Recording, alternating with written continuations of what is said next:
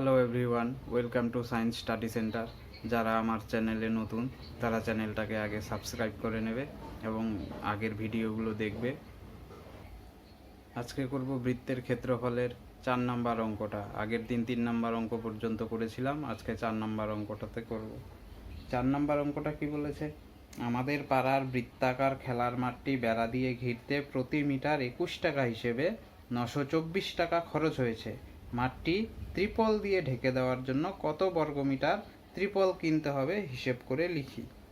আমাদের পাড়ার বৃত্তাকার খেলার মাঠটি বেড়া দিয়ে ঘিরতে প্রতি মিটার 21 টাকা হিসেবে 924 টাকা খরচ হয়েছে। তাহলে একটি বৃত্তাকার মাঠ রয়েছে, এই যে বৃত্তাকার মাঠ। বৃত্তাকার মাঠের ব্যাসার্ধ জানি না, ব্যাসার্ধটাকে ধরে নিতে হবে আর মিটার। এবার বলেছে প্রতি মিটার বেড়া দিয়ে ঘিরতে 21 টাকা খরচ হয়। তার মানে কি, মাঠটির চারপাশে বেড়া দিতে হবে। চারপাশে বেড়া দেওয়া মানে মাঠের কি বের করতে হবে? পরিসীমা বের করতে হবে। তাহলে 1 মিটার বেড়ার দাম হচ্ছে 21 টাকা। তাহলে পরিসীমা হচ্ছে 2πr। 2πr মিটার বেড়ার দাম কত হবে? তাহলে কি লিখবো?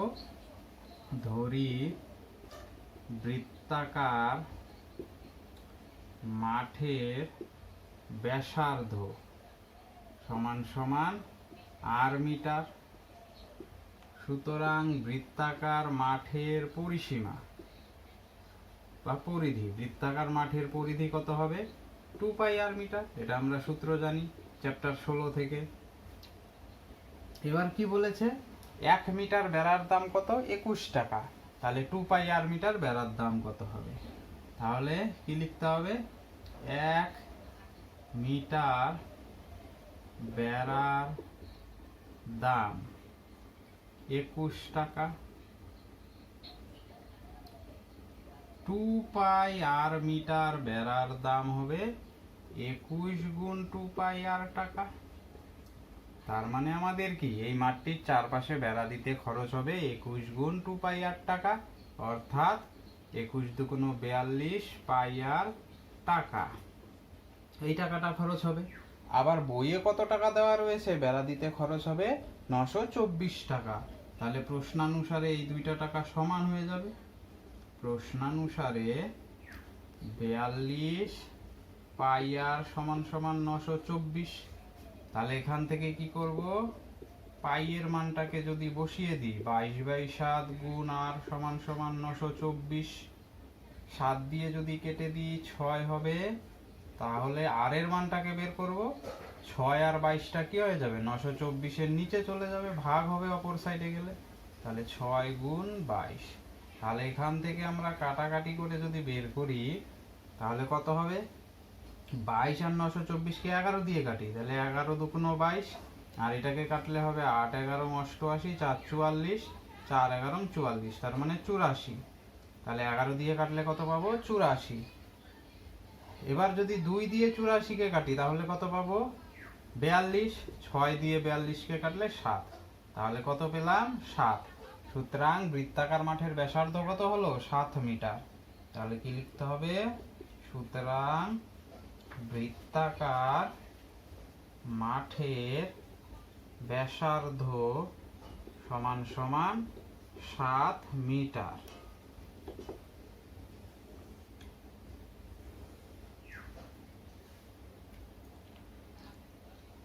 এবার কি চেয়েছে? মাঠটি ত্রিপল দিয়ে ঢেকে দেওয়ার জন্য কত বর্গমিটার ত্রিপল লাগবে। অর্থাৎ মাঠটি যদি ত্রিপল দিয়ে ঢাকতে যাই তাহলে সম্পূর্ণ মাঠটা ঢাকতে হবে, তার মানে মাঠটির ক্ষেত্রফল বের করতে হবে।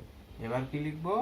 সুতরাং মাঠটির ক্ষেত্রফল, ক্ষেত্রফলের সূত্র আমরা কি জানি? πr²। পাইয়ের জায়গায় বসাবো 22/7, আর আর এর মান একটু আগে বের করেছি 7। তাহলে আর এর জায়গায় বসে যাবে 7, তার মানে কি হবে? 7-এর স্কয়ার। তাহলে 22/7 গুণ 7 গুণ 7, একটা 7 একটা 7 ক্যান্সেল। তাহলে 7/22-এ 154 বর্গ মিটার। তার মানে কি হলো? মাঠটির ক্ষেত্রফল কত দাঁড়ালো? 154 বর্গ মিটার। তাহলে কি লিখতে হবে? মাঠটি ত্রিপল দিয়ে ঢাকতে, সুতরাং মাঠটি ত্রিপল দিয়ে ঢাকতে 154 বর্গমিটার ত্রিপল লাগবে, ত্রিপল লাগবে। এই ছিল 4 নম্বর অঙ্কটা। 5 নম্বর অঙ্কটা কি বলেছে? ফারুক একটি বৃত্ত আঁকবে যার ক্ষেত্রফল হবে 616 বর্গ সেমি। হিসাব করে দেখি ফারুক যে বৃত্ত আঁকবে তার ব্যাসার্ধের দৈর্ঘ্য কত নেবে এবং বৃত্তটির পরিধি বা কত হবে। তাহলে ফারুক ধরলাম এই বৃত্তটা এঁকেছে, এই বৃত্তটার ক্ষেত্রফল কত বলেছে? ক্ষেত্রফল মানে কি? সম্পূর্ণ জায়গাটা। এই সম্পূর্ণ জায়গাটা কত বলা আছে? 616 বর্গ সেমি। এবার বলেছে বৃত্তটির ব্যাসার্ধ কত হবে। তাহলে আমরা কি করব? বৃত্তটির ব্যাসার্ধ যদি আর ধরে নিই, এটুকু কত? বৃত্তটির ব্যাসার্ধ আর। তাহলে ক্ষেত্রফলের সূত্র কি জানি? পাই আর স্কয়ার। তাহলে কি লিখবো? ধরি ফারুকের আঁকা বৃত্তটি ব্যাসার্ধ আর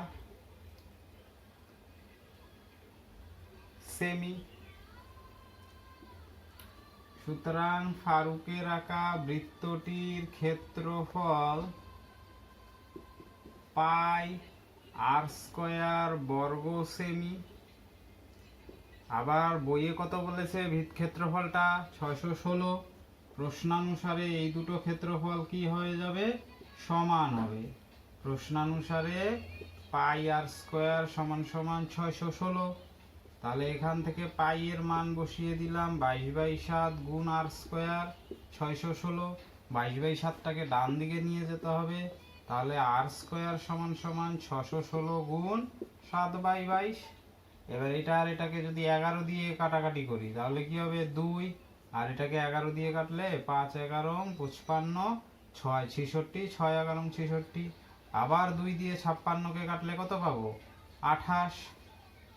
তাহলে আর স্কয়ার সমান সমান 28 গুণ 7। এবার স্কয়ার তুলে দিলে কি হয়? বর্গমূল হবে।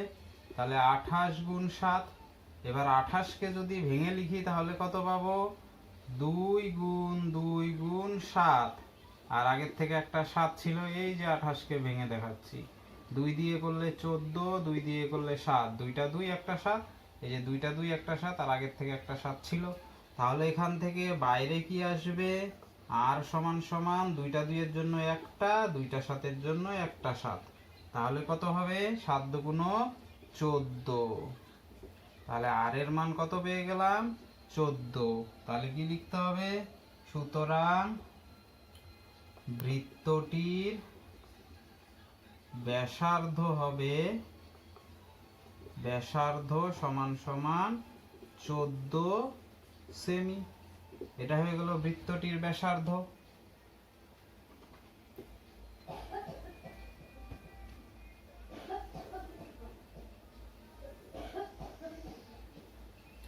এবার বলেছে বৃত্তটির পরিধি বা কত হবে। বৃত্তটির পরিধি, বৃত্তের পরিধির সূত্র কি? বৃত্তটির পরিধি সমান সমান 2 পাই আর একক।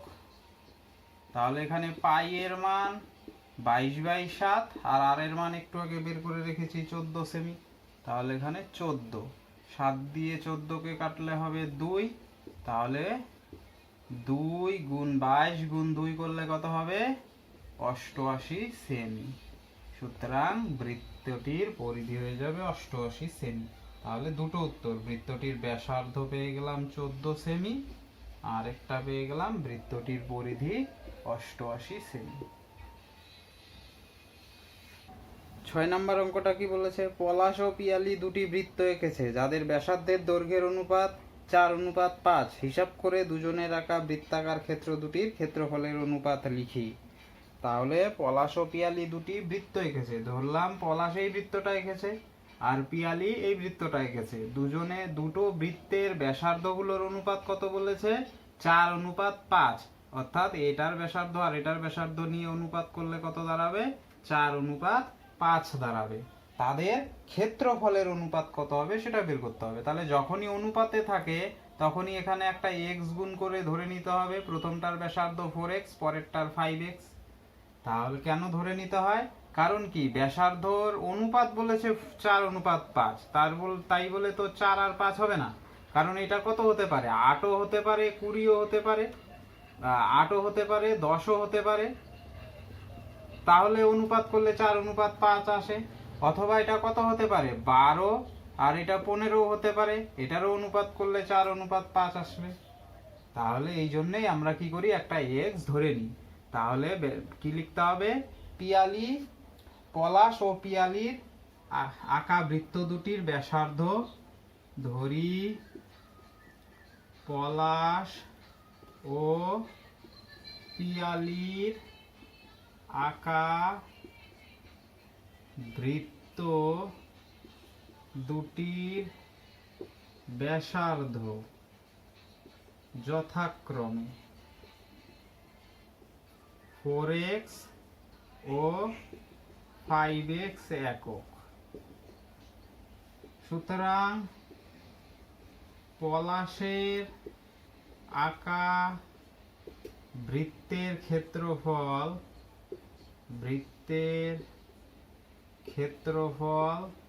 পাই আর স্কয়ার, অর্থাৎ আর এর মানটা এখানে কত হবে, 4x। তাহলে আর এর জায়গায় বসবে 4x তার স্কয়ার, বর্গ একক। এটা গেল পলাশের আঁকা বৃত্তের ক্ষেত্রফল। এবার হচ্ছে পিয়ালির আঁকা বৃত্তের ক্ষেত্রফল কত হবে, পাই আর স্কয়ার, মানে কত হবে, আর এর জায়গায় 5x বসবে, বর্গ একক।